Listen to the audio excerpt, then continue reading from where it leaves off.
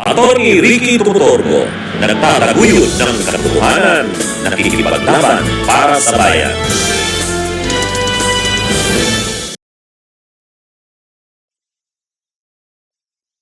Mga kabunyog, mga kababayan, magandang araw po sa inyong lahat. Welcome po sa isa na namang episode ng ating bagong segment.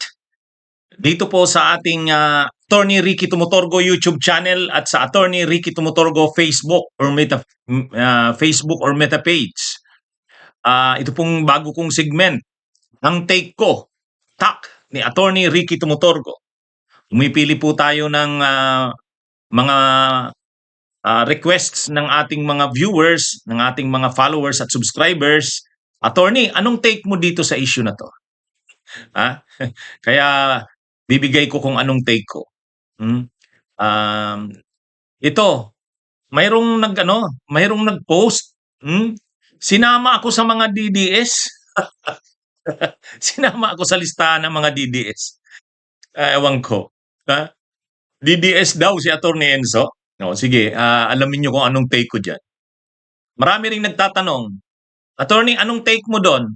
Ang taas daw ng net trust rating ni Sara, 31% daw. O sige, alamin nyo yung take ko dyan.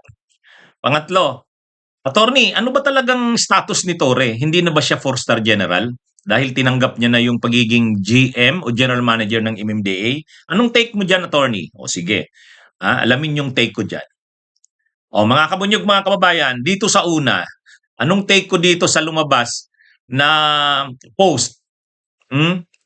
Si Attorney Enzo Recto, ang inyong lingkod, Attorney Ricky Tumutorgo, kasama doon sa may 40 o 40 na mga vloggers at social media influencers. Kasama si Attorney Enzo Recto doon sa 40 mga DDS. Kaya ang tanong sa akin ng Attorney, DDS ka daw? DDS ka daw? Natatawa naman ako. O sige, kayo mga kabunyog, anong tingin nyo? DDS ba si Attorney Enzo Recto? Nakakatuwa yan eh.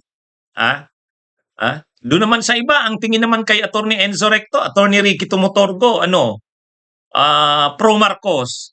Doon naman sa iba, ang tingin naman kay Attorney Enzo, Dilawan. O doon naman sa iba, ang tingin naman si Attorney Enzo, leftist. Ay, kakatuwa naman. Ano ba talaga? Ano ba talaga ako? Mayroon kasing nagsasabing DDS ako. Mayroon namang nagsasabing Marcos ako. Mayroon namang nagsasabing Dilawan ako. Mayroon namang nagsasabing leftist ako. Ano ba talaga ako? Kayo, mga kabunyog, mga kababayan, anong tingin nyo sa akin? Hindi, itong tungkol dito sa DDS. Mayroon kasing nag-post. Mayroong nag-post ito. Tingnan nyo to. May nag-post ng ganyan. Tapos dun sa post, inilagay ako, ito yung pagkakasabi sa post. Mga kabunyog, ito yung pagkakasabi sa post. Si Rene Astudillo ang nag-post. Sabi niya, 2025 was the year of the DDS 40. What's in store for 2026? So may tinatawag silang DDS 40. 40 ito ng mga vloggers at saka social media influencers ng mga DDS. Ngayon, itong post na ito, tinatanong, yung 2025 daw was the year of the DDS 40. What is in store for 2026? Problema, yung DDS 40 na yan, nangunguna sa listahan si Malo Tiquia, si Jason Sa, si Crisette Laureta Chu, si Mark Anthony Lopez, si Sas Rogando Sasot.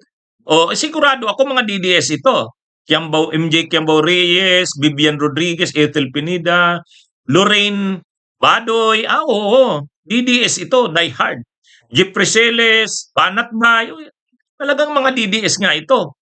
Chuk Moreno, Old School Pinoy, Glenn Chong, Manuel Mata. Ayan, mga DDS nga ito. Elizabeth Joy Cruz. Lahat talaga to DDS. Maharlika. Oo, itong Jun Abenes, DDS nga ito. Attorney Trixie Cruz Angeles, Maui Spencer, Busdada, yun. EB Jugalbot. Totoo to, mga DDS nga ito. Kati Binag, MJ Mundiar, I am Shanwin, hmm? Sino pa ba to? Alvin Montero, Mr. Real Tucker. Oo nga, oh. Peebles, Doke, Richard Mata, Amid Paglinawan, Luminous. Tapos ako, pang 39, Attorney Enzo Recto, naka-enclose in parenthesis, Attorney Ricky Tumutorgo. Tapos number 40, Ros Flores del Rosario, What's Up Philippines. Wow! Nakapost kasi sa Thinking Media. I Thinking Minds, Thinking Minds. So ngayon, ang ginawa ni Rene Astudillo, in-screenshot niya yon, tapos nag-comment siya. Ang sabi niya, 2025 was the year of the DDS 40. What's in store for 2026? ah, ano ba to? O DDS ba ako? DDS ba ako? Alam nyo, nakakatawa yan kasi noong May 14, 2025, pinatawag rin ako ng NBI. Pag-attend ko doon sa sa central office ng NBI, ang mga nandun, sila Trixie Cruz Angeles, siguro mga 15 sila. Pero lahat ng 15 na yon, mga DDS. So sabi ko, bakit ako kasama dito sa pinatawag na to?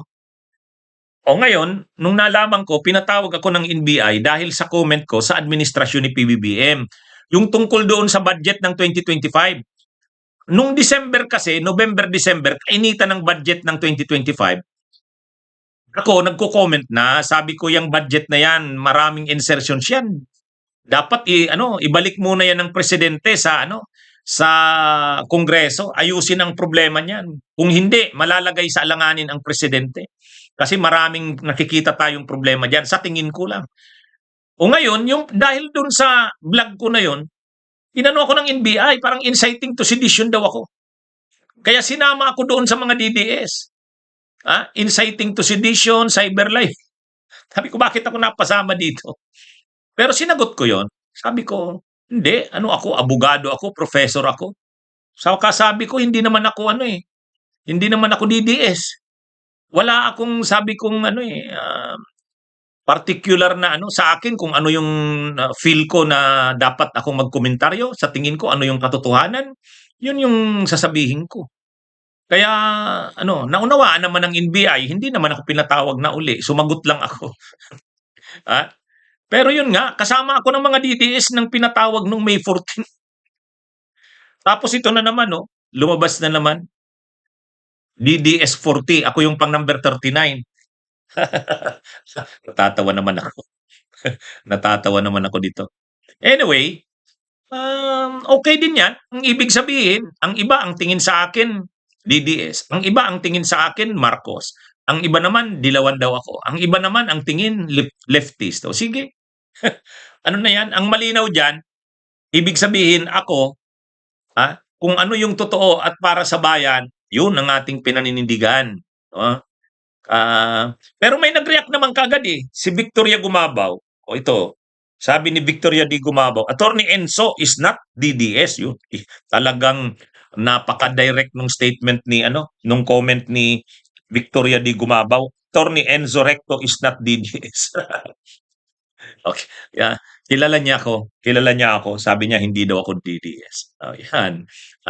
Anyway, nakakatuwa itong na to, itong post na ito. Sabi ko, DDS pala ako. So dapat magganito na rin ako.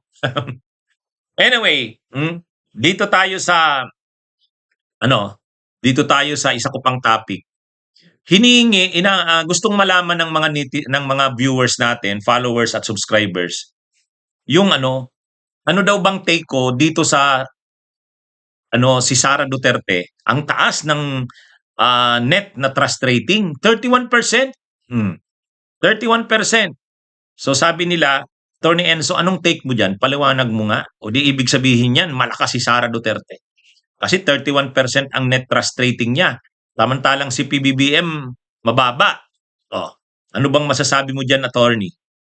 Sa totoo lang, kadalasan naman talaga mababa ang trust rating ng presidente kaysa sa vice president. Bakit? Kapag may nangyayaring mga problema sa bansa, kapag may nangyayaring mga problema, mabibigat na mga issue, hindi naman sa vice presidente yan isisisi. Isisisi yan sa presidente. Di ba? Kaya nga kahit nung panahon ni Gloria, Vice President si Binay, ang taas ng trust rating ni Binay. Bagsak si Gloria. Di ba? Ganun talaga kasi kahit nung presidente si Erap, bagsak si Erap, mataas si Gloria, Vice President. Ganyan talaga yan. Kasi ang Vice President, hindi mo naman siya sisisihin sa mga nangyayaring problema ng bayan. Kasi hindi naman siya yung nakaupo bilang presidente. Ang presidente ang in command. So kung mayroong mga negative na nakikita ang tao sa patakbo ng gobyerno, hindi vice president ang tinitingnan yan, ang president. Kaya pauna-unawa lang yan na mababa yung trust rating ng presidente, mataas yung sa vice presidente. Kasi ang daming problema ng bansa, mataas na presyo ng mga bilihin, bagsak ang ekonomiya, itong korupsyon na to, ano yan, mabuti nga at hindi direct kay PBBM yung pagkaka-involve dyan sa mga korupsyon na yan. Kasi kahit papano siya ang nagpasimula niya na kalampagin yang sugpuin yang korupsyon, sa kanya nagsimula. Eh lalo na siguro kung hindi siya ang nagpasimula niyan, yung sinabi niyang mahiya naman kayo. Lalo na kung siya talaga yung natutumbok na pinakapasimuno niyan. Parang katulad kay Erap, katulad kay Gloria. Ito hindi. Siyempre nakikita rin yung presidente na pabayaan niya ito kasi siya naman ang presidente, pero hindi direkta sa kanya natutumbok eh. Kasi siya pa nga yung nanawagan na dapat mamanagot ang lahat ng sangkot dito sa mga anomalyang ito. So, lalo na kung hindi ganon, di lalong bagsak ang trust rating ng presidente. Yung sobrang bagsak talaga. Anyway, itong si Sara ang pag-usapan natin. Bakit mataas ang net trust rating niya? Sa totoo hindi mataas. Hindi mataas, hindi naman nagbago eh, pareho lang eh. Mantenido lang ang net trust rating kasi ito, tiningnan ko yung SWS. Mula July 2024 tapos September 2024, December 24 tapos January 2025. January, February, March, April, May, June. Mayroon yan ng 2025. Pag tiningnan mo yung match trust, ibig sabihin sobrang malaki ang tiwala. Ang mataas na panahon kay Sara Duterte na malakas ang tiwala, July 2024, 65%. July 2024, 65%. Ang match trust, ibig sabihin malaki ang tiwala. Ngayon, ang malaki ang tiwala sa kanya, 56 na lang. Di malayo. Ibig sabihin, hindi naman tumataas ang malaki ang tiwala kay Sara. Bumababa nga eh. Kasi nung July 24, ang match trust sa kanya, 65%. Pero ngayong November 2025, 56%. So, Pangalawa, noong June 2025 nga, ang match trust sa kanya, malaki ang tiwala, 61. June 2025. Ay ngayong November 2025, 56. So, ibig sabihin, mas bumababa pa nga, hindi naman tumataas. Bumababa, hindi naman tumataas. Tingnan nyo uli Social Weather Station, Awareness and Trust Ratings of Sara Duterte. July 2024, 65%. Mataas yun. Tapos May 2025, 60% ang may malaking tiwala. June 2025, 61. Pero ngayong November, 56. Ibig sabihin, mas mababa pa nga compared sa May at June ng parehong taon. So, ang ibig lang sabihin dito, intact yung supporters ng Sara Duterte. Intact. Ngayon, bumaba yung kay Marcos. Bakit? Sa dami ng problema ng bansa, sa kanya sinisisi yun. Kaya bumaba ang trust rating niya.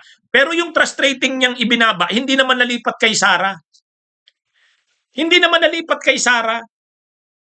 Ang mahirap kung galing sa presidente yung binaba, napunta kay Sara. Ibig sabihin, tataas yung trust rating ni Sara. Hindi naman tumaas si Sara Duterte. Mas mataas pa nga yung May, 60%, yung June, 61%, tapos ngayong November, 56%. Totoo, mas mataas kaysa September na 53, pero may plus or plus plus or minus 3 ito na margin of error. So ganun pa rin, pareho pa rin 'yan.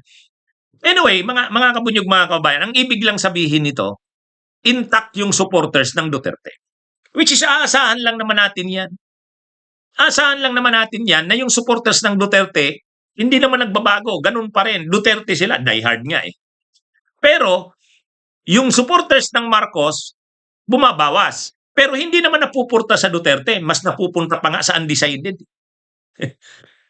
Ibig sabihin, kung may lumitaw, saka wala namang problema yan. Hindi naman kakandidato si PBBM sa 2028. Pag may lumitaw dyan na malakas na kandidato, halimbawa Leni Robredo, Risa Hontiveros o kung sino, at susuportahan yan ng lahat, yung Duterte, mantinido na yung supporters niya.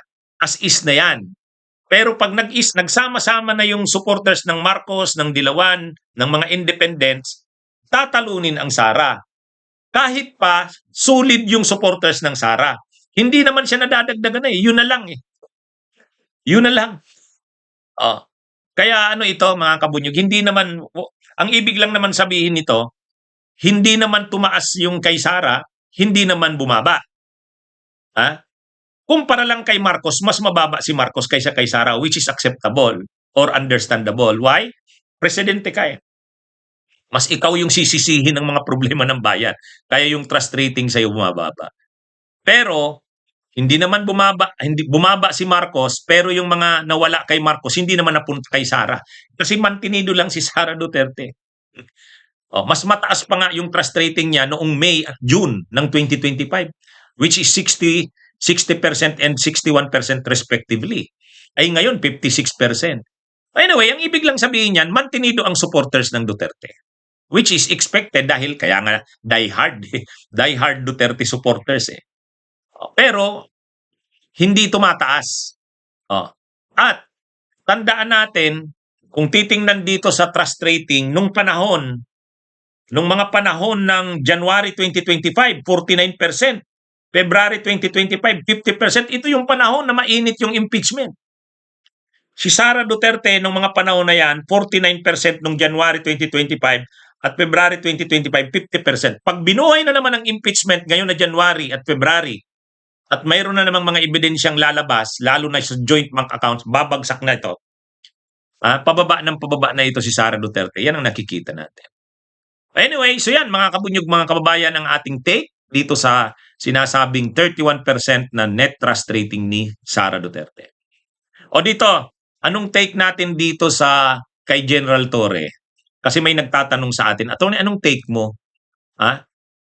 Ibig sabihin dahil nanumpa na si General Torre bilang General Manager ng MMDA, hindi na siya 4-star general? Ibig bang sabihin yan, retired na siya sa PNP? Ang totoo, bawal sa atin na ang opisyal ng gobyerno, appointive man o elective position, bawal kang humawak ng dalawang positions. Bawal kang humawak ng dalawang positions. Maliban na lang kung yung position na yan ay parang ex officio position mo. Halimbawa, anong ex officio position? Ang Secretary of Justice ay automatic, ang Secretary of Justice ay automatic na member ng JBC, Judicial and Bar Council. Oo, automatic. So ibig sabihin, dalawa ang posisyon ng Secretary of Justice. Member siya Secretary of Justice siya at the same time member ng JBC. Ano naman yon? Hindi naman problema yon kasi compatible ex officio na position yon. Ganon din ang Secretary ng Department of Education ay member ng Board of Regents ng UP. Mga ganon. Ang ibig sabihin niyan, ex officio. Ex officio position. So hindi naman bawal yon pag ex officio. Pero itong kanyang position na General Manager, hindi naman ex officio position yan ng PNP, sa PNP. Hindi pwedeng nasa PNP ka, aktibo ka pa sa PNP, at the same time, MMDA ka. Hindi pwede yun eh. Kailangan i-give up niya doon. Sa malamang, yun yung pinapaliwanag ni, nung sa Napolcom, ni Kalinisan. Sabi niya, deemed resigned yan. Pagtanggap mo ni Torre nung pagiging general manager ng MMDA, deemed resigned siya doon sa pagiging general, 4-star general. Sa isang banda, actually dapat na ring ibigay na yan ni Torre kay Nartatis. Mag-move na. Tama na yan. Para matahimik na. Ano naman hindi naging full-fledged na PNP chief si Nartatis. Laging acting. Bakit acting? Kasi ang pinakamataas pa rin na official ay si Torre. Siya pa rin ang 4-star general. Bawal naman sa PNP na dalawa ang 4-star general. Isa lang ang 4-star general. Ay hindi pa naman nagre-retire si Torre. So, hindi ma-promote sa pagiging 4-star general si Nartatis. Hindi rin siya maging full-fledged na PNP chief. Kaya acting siya lagi. So ngayon, sa pagtanggap ni Torre ng posisyon bilang general manager ng MMDA, kailangan niyan na sigurong gawing official yan, mag-resign na siya bilang 4-star general sa PNP. Mag-retire na siya para makuha na ni Nartatis yung pagiging full-fledged na PNP chief at 4-star general na rank. Siya rin, concentrate na siya dyan sa MMDA. Anyway naman, hindi naman siya makakabalik na dyan sa PNP. Para move on na siya. Move on na rin. Si Nartatis din, ma-enjoy na rin yung buong, yung buong tiwala sa kanya. Sa posisyon niya na yan bilang PNP chief. Kasi anyway, pero ang sabi nga ni Kalinisan ng Napolcom, yung chief ng Napolcom, National Police Commission, deemed resigned yan. Pagtanggap niya, nanumpa na siya bilang general manager ng MMDA, deemed resigned na siya, nag-retire. Kumbaga, hindi na siya 4-star ng PNP. Anyway, kung ganun ang nakalagay sa kanilang rules ng Napolcom at ng PNP law, ganun pala. Siyempre, ang authority diyan para magsabi ng ganyan, sila Kalinisan. Ay kung ganyan yung pinapaliwanag niya, take natin yan as it is. Pero yun na nga si Torre naman yata, nag-i-enjoy naman yata siya ng pagiging general manager na ng MMDA.